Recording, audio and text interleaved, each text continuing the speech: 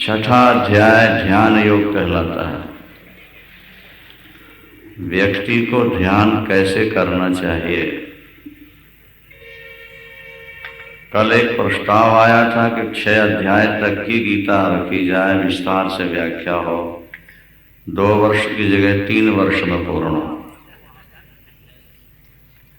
लेकिन हमने आपसे पहले भी कहा कि अब जीवन का ढलता हुआ सूरज है, इसलिए जितनी व्याख्या हो जाए वो अच्छी है।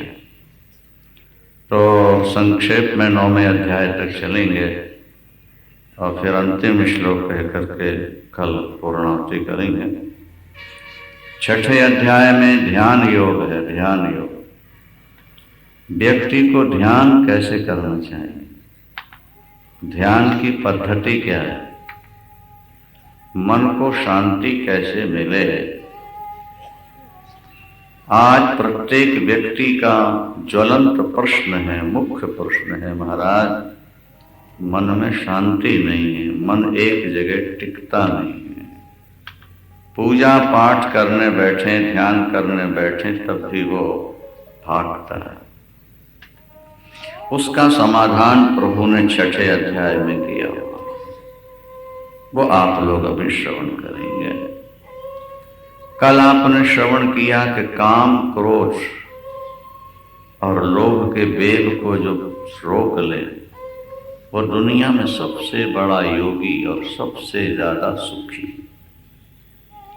सबसे बड़ा योगी और सबसे ज्यादा। काम से ही क्रोध पैदा होता है और काम से ही लोभ पैदा होता है, काम से ही मोह पैदा होता है, काम से ही ममता पैदा होती है। ये जितने भी दोष हैं सब के मूल में काम। 10 इंद्रियों में 2 इंद्रियां बड़ी प्रबल हैं, बड़ी प्रबल। शास्त्र कहते हैं जिसने 2 इंद्रियों को जीत लिया उसने ईश्वर को पा लिया, उसने अखंड शांति प्राप्त कर ली। इन 2 इंद्रियों से जो पराजित हो गया वो दुनिया में हमेशा दुखी रहा। अब अपन पढ़ते सुनते तो हैं लेकिन अमल नहीं करना चाहिए। देखो, अगर मन में वासना ना हो तो शादी की क्या जरूरत, और शादी ना हो तो फिर ज्यादा पैसे की क्या जरूरत, और बच्चे ना हो तो फिर ममता कहां से आ जाएगी। भागवत में एक बात कही गई कि व्यक्ति जब पैदा होता है एक गांठ लगी होती है। शरीर है जड़, आत्मा है चेतन। जड़ और चेतन की मिथ्या गांठ लग गई। पर इस बात पर ध्यान देना अच्छी तरह कि एक गांठ मजबूत नहीं होती। क्या? जरा से झटका तो खुल जाए। जब व्यक्ति पैदा होता है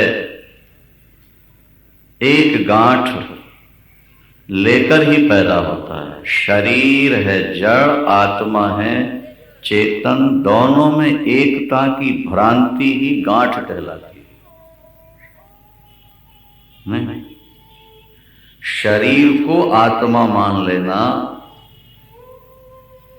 आत्मा को शरीर मान लेना, ये पहली गांठ कहलाती है। लेकिन एक गांठ किसी भी चीज में लगा दो आप, वो स्थायी नहीं रहेगी, अपने आप धीरे धीरे ढीली होती जाती है। पर एक के ऊपर अगर दूसरी लग जाए, बोलो भाई, और फिर तीसरी लग जाए, चौथी, पांचवी, छठवीं, फिर क्या करें। तो जड़ और चेतन की एक गांठ थी। अगर मन में वासना न होती और श्रीमती जी के साथ दोबारा गांठ न लगती तो थोड़े दिनों में वो गांठ खुल जाती और भगवान को व्यक्ति प्राप्त कर जाता।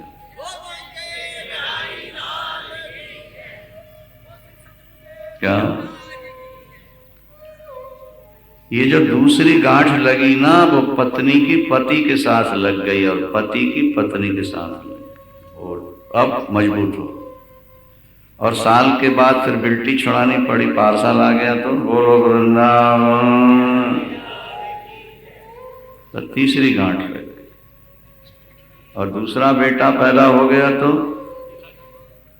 और अब जब बेटे पैदा हो गए तो फिर अब कोठी भी चाहिए, तो कार भी चाहिए, तो मकान भी चाहिए, तो दुकान भी चाहिए।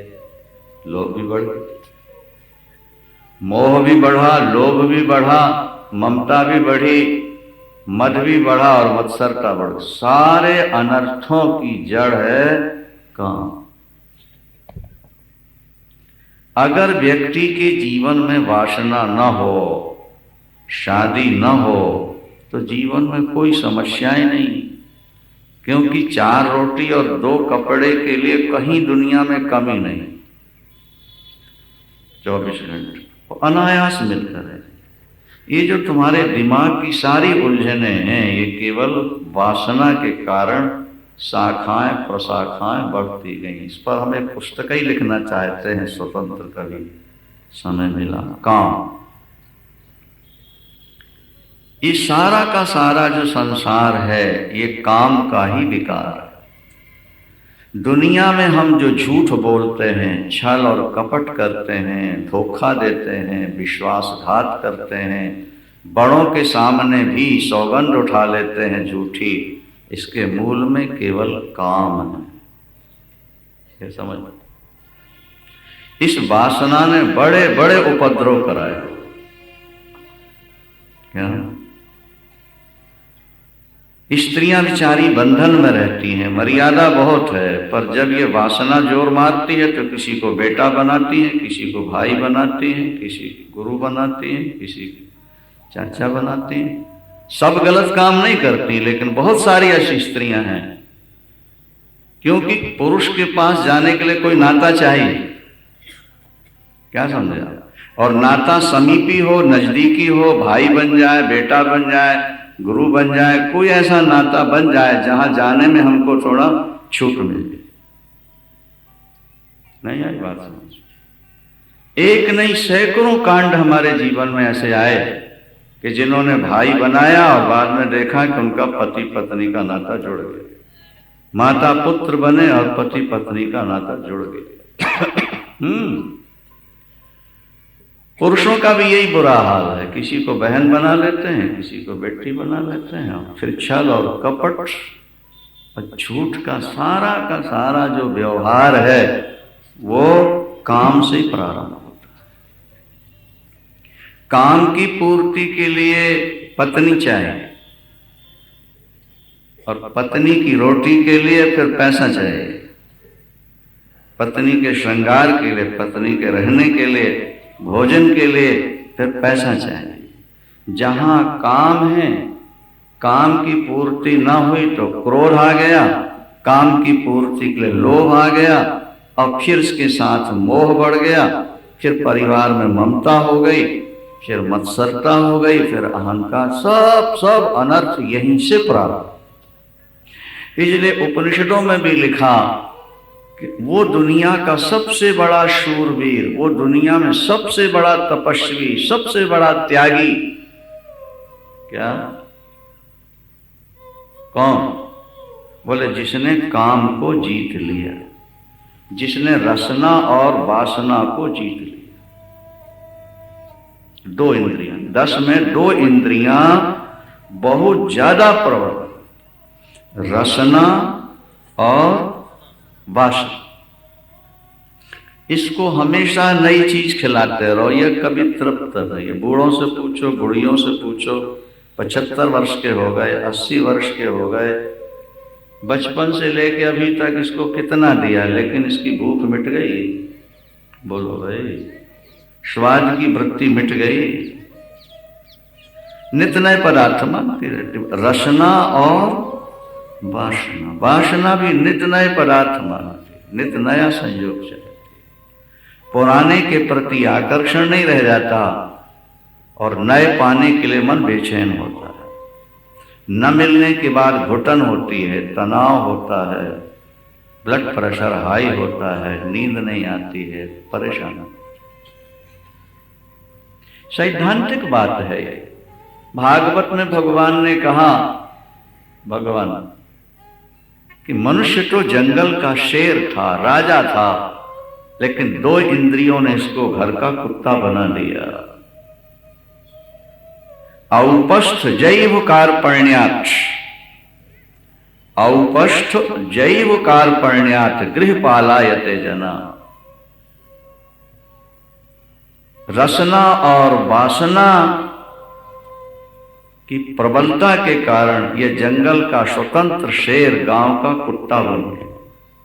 जैसे कुत्ता मालिक से रोटी पाने के लिए पूंछ हिलाता है, आगे पीछे घूमता है, पैर चाटता है और कभी लेट के पेट दिखाता है। क्या भाई देखा नहीं क्या? वो लेट के और पैर यूं यूं करता है, उसका मतलब है कि देख लो भूखा हूं। बोलो वृंदावन। बोल नहीं सकता ना, लेट के पेट दिखाता, हाथ पैर, कभी पैर चूमता है, कभी पूंछ हिलाता है, कुम करता है। तो जैसे कुत्ता रोटी पाने के लिए मालिक के आगे पीछे घूमता है, पूंछ हिलाता है, पेट दिखाता है, इसी तरह वासना से भरा हुआ पुरुष या स्त्री अपने सामने वाले के साथ इसी तरह हाथ जोड़ते हैं, पैरों में गिरते हैं, गलती की माफी मांगते हैं, दोबारा गलती न करने की प्रतिज्ञा करते हैं, क्योंकि ये इंद्रियां बड़ी प्रबल है। बोलो ठीक है गलत? भगवान कृष्ण से ऊढ़ों ने पूछा कि दुनिया का सबसे बड़ा तपस्वी कौन? ऊढ़ों ने भगवान कृष्ण से प्रश्न किया कि दुनिया में सबसे बड़ा तपस्वी कौन है? जो उल्टा लटकते हैं, जो पंचाग्नि तापते हैं, जो हम जी फलाहार करके रहते हैं, हम तो कोई खाते नहीं, अनाज तो छूटता ही, वो ज्यादा तपस्वी है। हिमालय की गुफा में भजन कर तपस्वी भगवान कृष्ण का, ये सब 2 नंबर के भजनानंदी। सबसे बड़ा भजनानंदी कौन है? जिसके अंदर से वासना की भूख खत्म हो गई, कभी वासना का चिंतन भी नहीं होता, वो दुनिया का सबसे बड़ा तपस्वी। कामत्यागः तपस्मृत। क्या कहा? कामत्यागः तपस्मृत। काम का जिसने त्याग कर दिया, उस जैसा कोई तपस्वी दुनिया में है ही नहीं। पर ये दोनों इंद्रियां इतनी प्रबल हैं, इतनी प्रबल हैं कि इनको दबा पाना सरल काम नहीं है, बहुत कठिन। इसलिए 5वें अध्याय में ठाकुर जी ने कहा कि दुनिया का वो सबसे बड़ा योगी है, दुनिया में वो सबसे ज्यादा सुखी है, जो मृत्यु से पहले पहले इस वासना को, डायन को मन से बाहर निकाल दे, क्रोध को फटकने न दे, रसना और वासना को जीत ले। उस जैसा कोई योगी नहीं, उस जैसा कोई सुखी। सयुक्तः स सुखी नरः। सारा भजन पूजन एक और, इंद्रियों का संयम एक और, अगर तराजू पर रखे जाएं तो दुनिया भर का भजन का पल्ला हल्का होगा और संयम का पल्ला भारी होगा। भजन करते भी जो आज लाभ नहीं हो रहा, उसका मूल कारण यही है कि हम फूटे घड़े में पानी भर रहे हैं। नल के नीचे हमने बाल्टी तो रख दी और नल खोल दिया, लेकिन ये नहीं देखा कि वो नीचे उसमें छेक भी है, ऊपर से गिर रहा है, बाहर निकल रहा है। सारी जिंदगी व्यक्ति भजन भी कर लेता है, काम भी करता है, लेकिन अंत काल में अपने को खाली खाली महसूस करता है। उसको ऐसा नहीं लगता कि मेरे अंदर कुछ आ गया, या मैं अब आराम से मरूंगा, या मुझे कुछ नहीं चाहिए, मैंने बहुत कुछ कर लिया, ऐसा कभी दिमाग खाली खाली नजर। भोग न भी मिले तो भी भोगों का चिंतन होता रहता है। ये खतरा। मनु जी ने लिखा कि 8 प्रकार का मैथुन होता है, 8 प्रकार का मैथुन होता है। हाँ, 8 प्रकार। श्रवणम, दर्शनम, केली, कीर्तनम, गुह्य भाषणम, संकल्पोध्यवसायश्च, क्रिया निर्वृत्तिरेव। काम विषयक गीत सुनना, काम संबंधी चर्चा कानों से, काम संबंधी चर्चा मुख से करना, किसी सुंदर को गौर से देखना, उसका चिंतन करना। क्या? किसी सुंदर पुरुष का या सुंदरी स्त्री का स्पर्श करना। क्या भाई? 2 स्त्री और पुरुष एकांत में बैठ के चर्चा करना और अपने प्रियतम को पाने का मन में संकल्प करना और शारीरिक संबंध होना, ये सब का सब मैथुन है। 8 प्रकार का मैथुन है। मनु जी ने लिखा। मैथुन का त्याग तब होगा जब 8 प्रकार दिमाग से निकल जाए। नहीं तो वैसे गीत सुने, नहीं वैसी चर्चा सुने, नहीं करें, नहीं एकांत में बैठे, नहीं मन में संकल्प आए, नहीं उनकी ना संबंध हो, तब जाके पूर्ण ब्रह्मचर्य। हमने कहा ना कि एक पुस्तक हम लिखना चाहते हैं, केवल काम, रसना और वासना, इसको स्वाद नहीं देना, केवल पेट भरने के लिए कुछ डाल दे। चाहे रोटी बाजरे की मिल जाए, चाहे चने की मिल जाए। जो बाजरा खा रहे हैं वो जी रहे हैं कि नहीं जी रहे? बोलो भाई। हाँ, जो ज्वार खा करके रह रहे हैं, जी रहे हैं कि मर गए हैं? अच्छा, और हमारे आप से उनके शरीर ज्यादा ताकतवर है, हृष्ट पुष्ट है। क्या करना है? एसी कमरे से हम बाहर निकल के एक कमरे से दूसरे में जा रहे, लॉन थोड़ा सा बीच में था, ऐसा लगा जैसे आग लग रही है शरीर। और देखा कि उसी जून के महीने में लेबर और मजदूर सुबह से शाम तक धूप में खड़े उठा उठा करके सामान छत पर भेज रहे हैं, लेंटर पड़ रहा। हमको एक कमरे से दूसरे कमरे में जाने में शरीर में आग लग रही थी, कीड़ियां जैसी काट रही थी, और वो 10 घंटे 12 घंटे।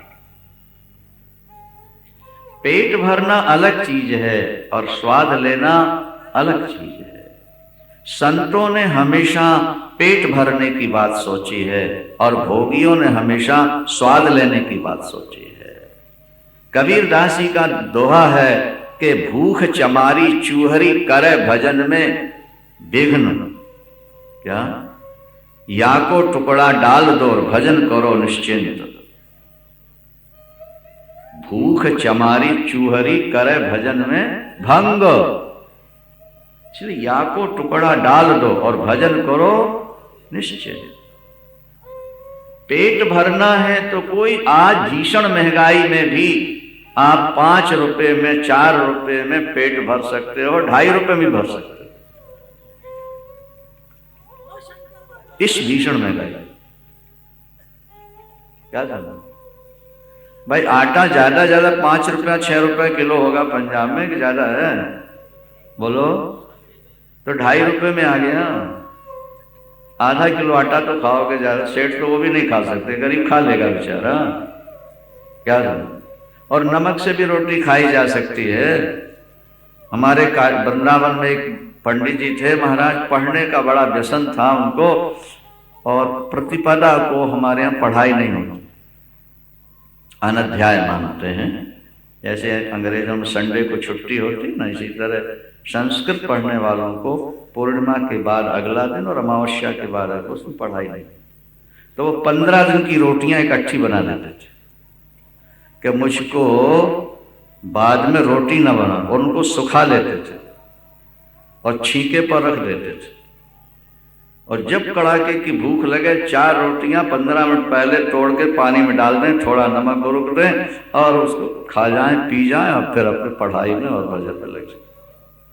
कई वर्षों तक यही नियम चला और वो एक महान विद्वान हुए, बहुत बड़े पंडित। पेट भरने में ज्यादा खर्च नहीं है, इसको स्वाद देने में ज्यादा खर्च है। क्या समझ रहे हैं आप बात को? तन ढकने में ज्यादा खर्च नहीं है, श्रृंगार में ज्यादा खर्च है। वासना वासना जब उसका चिंतन करते हो तो वो बढ़ता है। आप कथा में बैठे हो, यहाँ वासना तो कहीं पता लगा ना कहाँ है, और जहां बढ़िया गीत सुने और बढ़िया नृत्य दृश्य देखे और एकांत में बैठ गए, वहीं वासना जाग उठेगी तुम्हारी। ये तो कुसंग से जागती है और सत्संग से दब जाती है। इसलिए ज्यादा सत्संग करो, अच्छे ग्रंथों का स्वाध्याय करो, सादा भोजन करो, उससे तुम्हारी वासना भी दबेगी और तुम्हारी रसना। भाई जब स्वाद से खाओगे तो स्वाद ही से तो निकलेगा, बोलो वृंदावन। और बेस्वाद खा के पेट भर लोगे तो फिर बेस्वाद होके निकल जाएगा, उसमें स्वाद ही नहीं रहेगा। क्या? जो ज्यादा स्वाद से खाते हैं उनको ही भोग सताते हैं, जिनमें स्वाद नहीं रहता वहां भी ज्यादा परेशानी नहीं होती। काम क्रोध लोभ के वेग को जिसने रोक लिया वो सबसे बड़ा योगी और सबसे बड़ा ज्यादा सुखी। उसके दिल में कभी धड़कन हो ही नहीं सकती, उसके दिमाग में कभी तनाव हो ही नहीं सकता, अनिद्रा का वो शिकार कभी हो ही नहीं सकता। वो तो मजे से खाएगा, ठाठ से सोएगा और शरीर उसका स्वस्थ बनेगा। ये शास्त्रों की गंभीर व्याख्याएं हैं जिन पर ध्यान दे। आज तो व्यक्ति भेड़ चाल में चल पड़ा, भेड़ों का झुंड जा रहा ना, और सबसे अगली वाली भेड़ अगर कुआं में गिर जाए तो जितनी 100, 200, 500 पीछे हैं वो सब कुएं में जाके गिर जाए।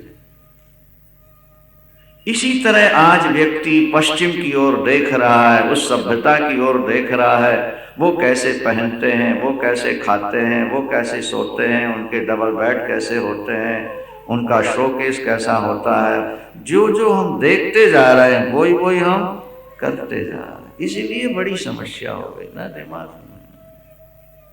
अगर आपको ध्यान का आनंद लेना है, भगवत दर्शन का आनंद लेना है, तो ये छठा अध्याय जो आपके सामने है, जिसकी हम लंबी व्याख्या नहीं संक्षेप में कर पाएंगे, श्रवण करो।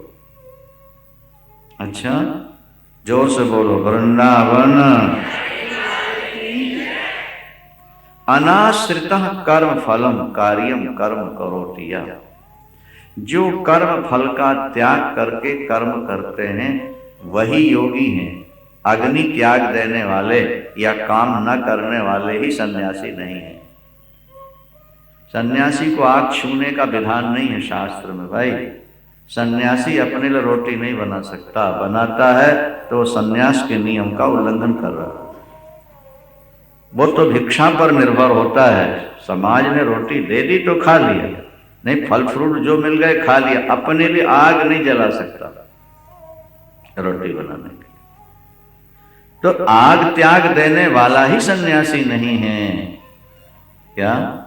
कर्म न करने वाला ही सन्यासी नहीं है। जिसने कर्म फल का त्याग कर दिया वही सन्यासी है, वही कर्म। जिसको सन्यास ऐसा कहा गया है, संकल्पों का त्याग न करने वाला व्यक्ति कभी सन्यासी नहीं कहलाता। और देखो अर्जुन, मोटी मोटी बात सुन लो तुम कुरुक्षेत्र के मैदान में। धर्म भूमि में गीता सुनाई गई महाराज। ये कुरुक्षेत्र की भूमि धर्म भूमि है। यहां तो पाप करना लोग अणुमात्र पाप करने से डरते थे। ये 12 योजन की 48 कोस की ये जगह नहीं समझ में आया। तीर्थ में जो बोओगे कई गुना होके पैदा होगा, याद रख लेना। कई गुना मिलेगा तुमको। पाप कर लोगे तो मिलेगा और धर्म कर लोगे तो मिलेगा। उसको रोक नहीं सकता। ये धर्म भूमि है। पंजाबी समाज में तो पेहुआ को बहुत मानते हैं। किसी का गाल मौत हो जाए तो बोले पिंड दान दे और तर जाए। यत्र प्राची सरस्वती, भागवत में भी लिखा है। पूर्व वाहिनी सरस्वती की बाउंड्री है, वहां तक ये भूमि धर्म, और भगवान कृष्ण धर्म भूमि में खड़े होकर व्याख्यान दे रहे हैं। उन्हें कोई स्वार्थ नहीं था, भगवान कृष्ण को कोई गद्दी नहीं चाहिए था, प्राइम मिनिस्टर या प्रधानमंत्री राष्ट्रपति बनना नहीं चाहते थे। क्या वो बहुत बड़े थे, लेकिन अपने भक्त के लिए बहुत छोटे बन चुके थे। क्या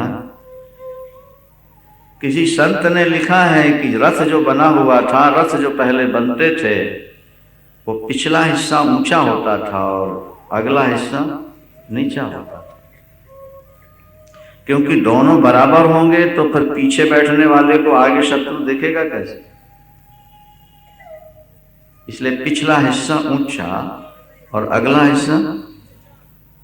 अच्छा, जो कार चलाते हैं वो एक्सीलेटर और ब्रेक पैरों में रहता है, क्लच नहीं जानते हैं वाहन चलाने वाला। तो अर्जुन युद्ध करता है, भगवान कृष्ण ड्राइवर सारथी हैं। सारथी को इशारा करना है कि दाएं मुड़ना है कि बाएं मुड़ना है। अगर बोलकर इशारा करेंगे तो शत्रु सुन लेगा, सिर हिला के इशारा करेंगे तो शत्रु समझ लेगा। और चूंकि आगे बैठा है ड्राइवर, इसलिए केवल पैर के अंगूठों से इशारा होता था, और वो पैर के अंगूठे ड्राइवर के कपोल में, गंडस्थल में यहां लगे रहते। और 18 दिन तक भगवान कृष्ण के गंडस्थल में यहां अर्जुन के पैर लगे रहे। दाहिने रथ मोड़ना है तो दाहिना अंगूठा, और बाएं तरफ मोड़ना हो तो बाएं अंगूठा दबाता था। और आगे तेजी से चलाना हो तो दोनों अंगूठे दबा के सिर आगे की तरफ छोड़ना था। अब पीछे रिवर्स करना हो, बोलना नहीं है। 18 दिन महाभारत युद्ध के बाद लोगों ने देखा कि ठाकुर के यहाँ निशान बन गए थे, काले काले मोटे मोटे निशान बन गए थे। प्रभु ये क्या है? बोले मेरे भक्त के चरणों का प्रसाद है। धर्म भूमि में, धर्म युद्ध में अर्जुन के पैर के अंगूठे यहाँ लगे रहे, उसका निशान। महाभारत में विजय होने के बाद पांडवों ने कहा प्रभु विजय आपने दिलाई, इसलिए राजा आपको बनना है। भगवान ने कहा फिर अधर्म युद्ध हो जाएगा। पांडव, मैंने राज्य पाने के लिए युद्ध नहीं कराया, मैंने तो धर्म की रक्षा के लिए युद्ध कराया है।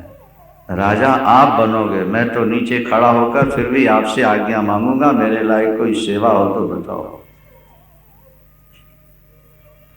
क्या वो भगवान कृष्ण कुरुक्षेत्र धर्म भूमि में अर्जुन से कहते हैं, अर्जुन 2 रास्ते हैं ईश्वर को पाने के लिए, संन्यास योग, कर्म योग। जिसका मन, जिसकी इंद्रियां अभी संसार में फंसी हुई हैं, भोग चाहती हैं, उनको कर्म योग का अवलंबन लेना चाहिए।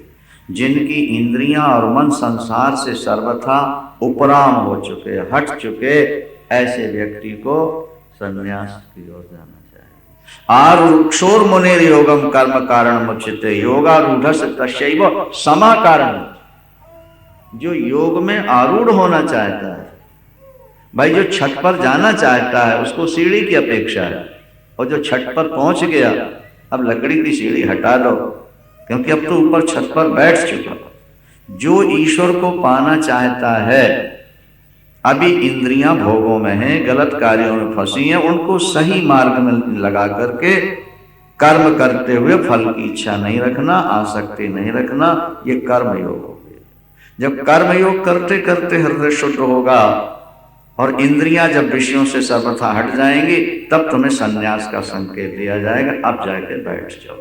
जब कोई दुकानदार हमसे कहता है कि हम महाराज आपके आश्रम में आके बैठेंगे, तो हमें हंसी आ जाती है। जिस व्यक्ति ने 70 वर्ष की उम्र तक, 60-65 वर्ष की उम्र तक कभी 2.5 घंटे भी भजन न किया हो, और वो व्यक्ति सब कुछ छोड़ करके हमारे आश्रम में बैठना चाहता है, वो केवल कह सकता है, करके दिखा नहीं सकता। हजारों ने हमसे कहा, लेकिन एक भी आके नहीं बैठे, एक नहीं बैठे। गरुड़ पुराण में लिखा कि 4 जगह व्यक्ति को वैराग होता है, पर वो वैराग अगर बना रह जाए तो किसे भगवान का दर्शन ना हो जाए। गर्भे, व्याधौ, श्मशाने च पुराणे या स्मृति भवे तो सायति स्थिरता में आती को नमुच्चित वर्णना।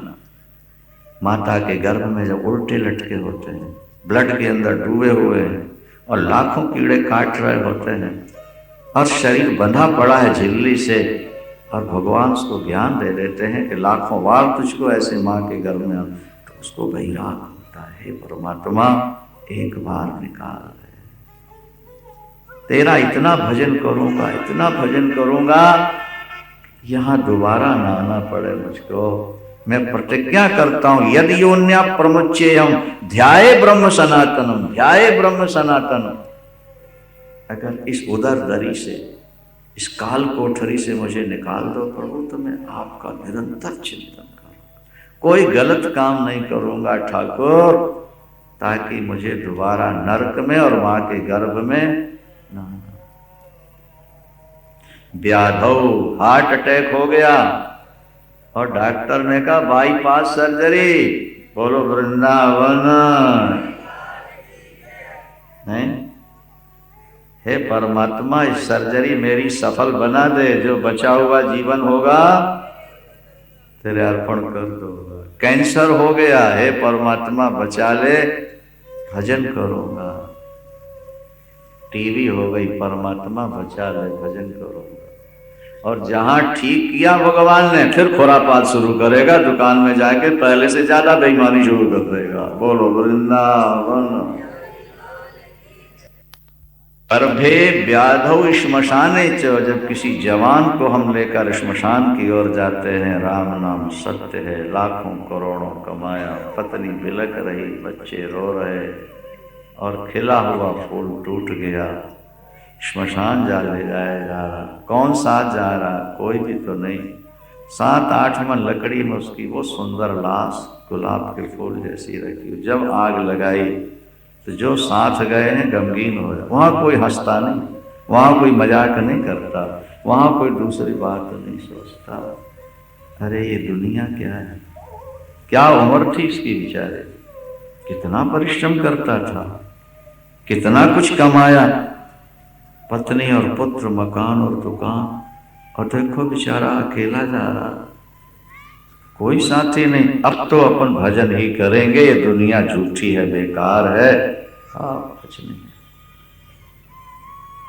चौथी जगह कौन सी है? बोले जब कथा प्रारंभ होती है और हम ध्यान से सुनते हैं तो अंदर एक भाव पैदा होता है, बस अब तो महाराज आपके साथ ही वृंदावन चलेंगे। अच्छा आप चलिए, कल सुबह हम आ रहे हैं। बोलो वृंदावन।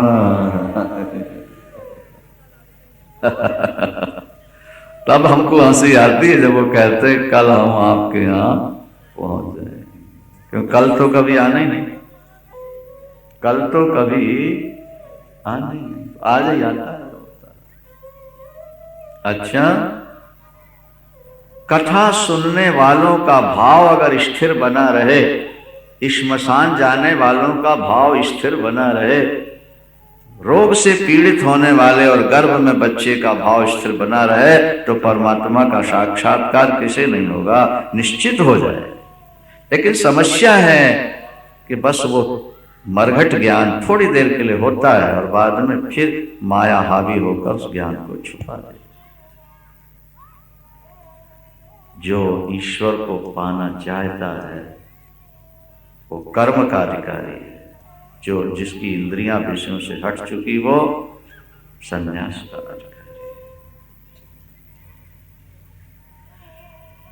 बहुत अच्छी बात कही 5वें श्लोक में ठाकुर ने, अर्जुन अपने से अपना उद्धार कर, तू ही अपना शत्रु और तू ही अपना मित्र है।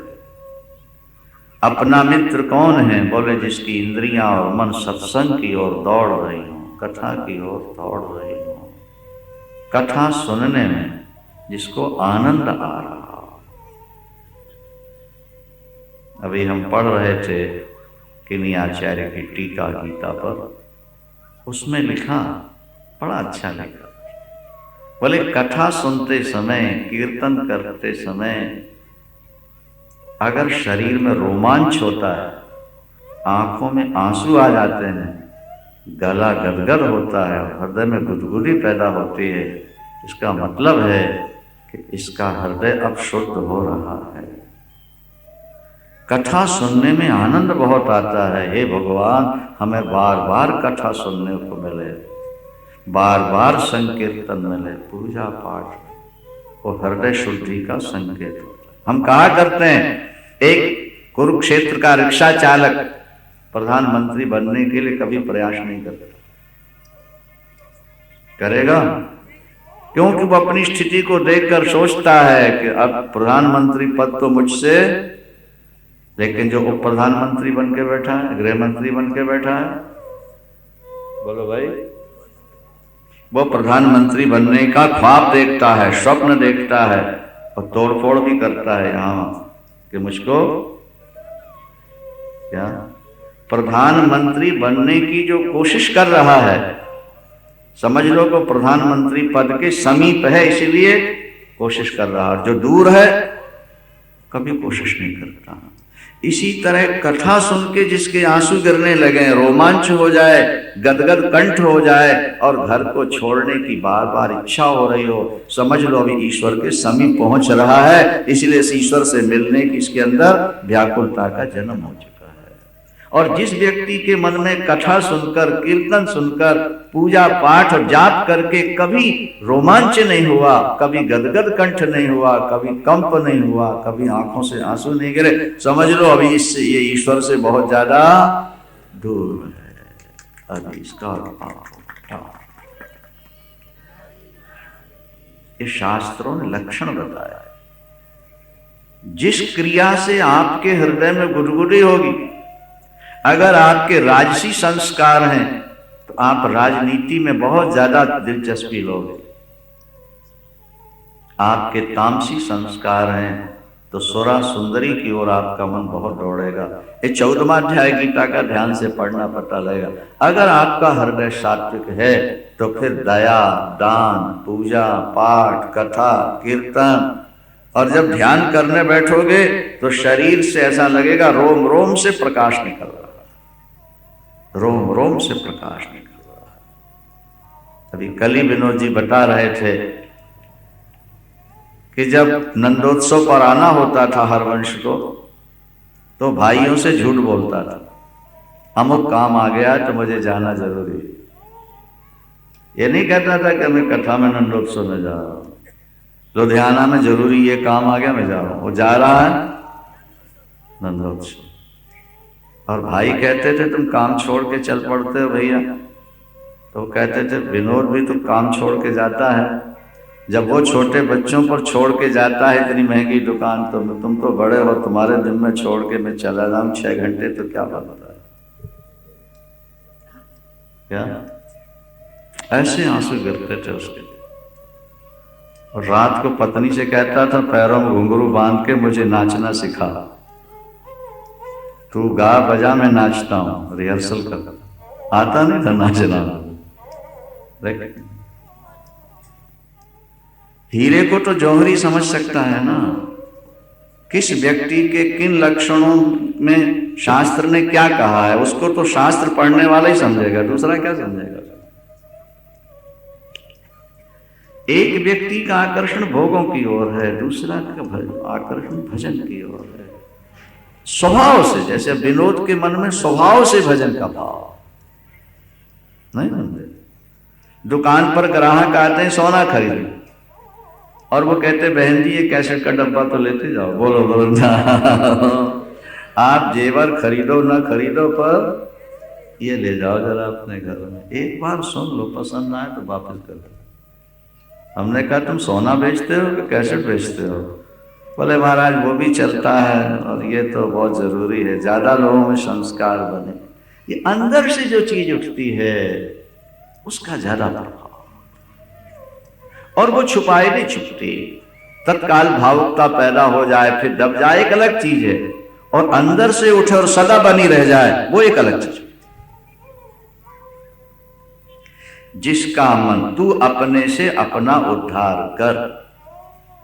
अगर भजन के लिए काम छूटता है तो छोड़ दे, लेकिन काम के लिए भजन छूटता हो तो नहीं छोड़ना। वृंदावन ध्यान दो जरा बात पर। छठे श्लोक में भगवान ने कहा तुम्हारी इंद्री और तुम्हारा मन ही तुम्हारा शत्रु है, और तुम्हारा मन तुम्हारी इंद्री ही तुम्हारे मित्र हैं। अपने से अपना उद्धार करना, कोई संत सिर पर हाथ रख दे अंदर चानना हो जाए, ऐसा नहीं सोचना। क्या? जब तक तुम्हारी खुद की साधना ना हो, नहीं आई बात समझ में? आंख में मोतियाबिंद हो गया तो डॉक्टर निकाल सकता है, लेकिन आंखें एकदम गायब हो चुकी हो, अंदर से रोशनी चली जाए तो डॉक्टर के बस का भी रोग नहीं रह जाता। तुम्हारे अंदर साधना है, तुम्हारे अंदर व्याकुलता है, तो संतों से भी तुम्हें आशीर्वाद और सहयोग मिलेगा। तुम्हारे खुद के अंदर अगर नहीं है, आगे कुछ बनने वाला नहीं है। के शत्रवः, भगवान आदि शंकराचार्य से शिष्यों ने पूछा, गुरुदेव के शत्रवः, मनुष्य के सबसे बड़े शत्रु कौन? बोले निजेंद्रियाणि, तेरी इंद्रियां ही तेरी शत्रु। और तान्येव मित्राणि जितानि यानि, अगर जीत लिया तो वही तेरी मित्र है। भाई आज हाथ ना होते, पैर ना होते, कान आंखें ना होती तो घर से कुरुक्षेत्र कैसे आते? ये मित्र ही तो हमको लेकर के आए। आज हमारी इंद्रियां हमारी मित्र हैं, आज हमारा मन मित्र है जो घर के काम से छुड़ाकर हमको उठा करके यहां ले आए। इंद्रियां, पैर नहीं, हाथ नहीं, आंख नहीं, कान नहीं। अब मान लो कान ही ना होते तो फिर यहां के क्या करते आप? घर ही बैठे रहते।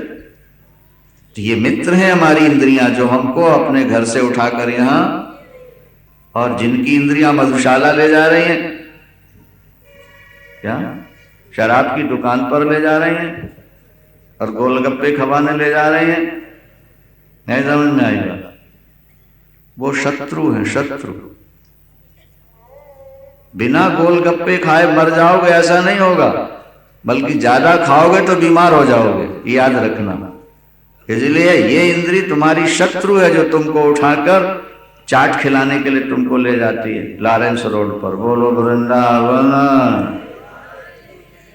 होटल में तुम्हें जो ले जाती है, वो लिखा होता हिंदू होटल, एक जगह लेता, मतलब हिंदू अगर तू है तो टल जा, हिंदू हो तो टल जाए, तेरे काम का खाना नहीं है यहाँ। बोलो वृंदावन। हिंदू हो तो हाँ, ये तेरे मतलब का खाना नहीं है यहाँ। ये वैष्णवों का भोजन नहीं बनता होटलों में। लिखा जरूर है वेजिटेरियन, नॉन वेजिटेरियन, निरामिषम, चम्मच वही है पर बनाने वाले वही है, भोजन वही है, कलछुल वही है, केवल नाम है वैष्णव। इंद्रियों को सात्विक बनाओ, घर में बनाओ, खाओ, भगवान को पहले भोग लगाओ। सादा भोजन दोगे तो सत्संग में मन लगने लगेगा, और गर्म भोजन करोगे तो दिमाग गर्म रहेगा, फिर सत्संग में मन नहीं लगेगा तुम्हारा। माना करो शास्त्र की बात को।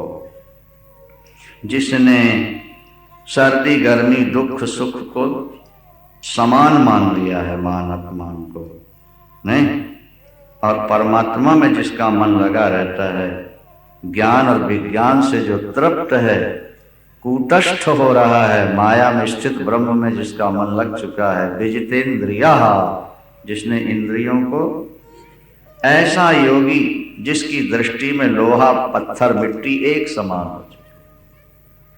हमने कहा ना कि जहां इंद्रियों को जीतोगे, काम को जीत लिया तो कंचन को जीत लिया।